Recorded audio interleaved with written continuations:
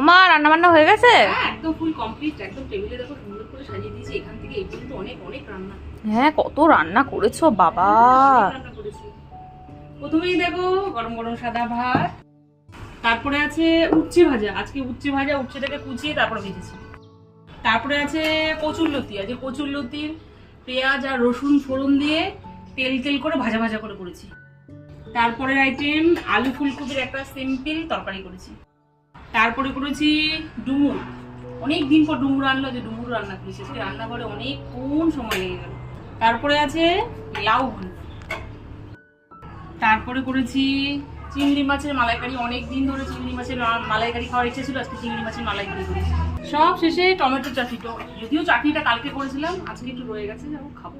এই হলো আজকে দুপুরবেলাকার দুর্দান্ত সব মেনু, হিউজ হিউজ মেনু। মেনুগুলো কেমন হলো কমেন্ট করে তোমরা কিন্তু অবশ্যই জানাবে। আজকের মতো এই পর্যন্ত, আবার দেখা হবে নতুন কোনো ভিডিও। ততক্ষণ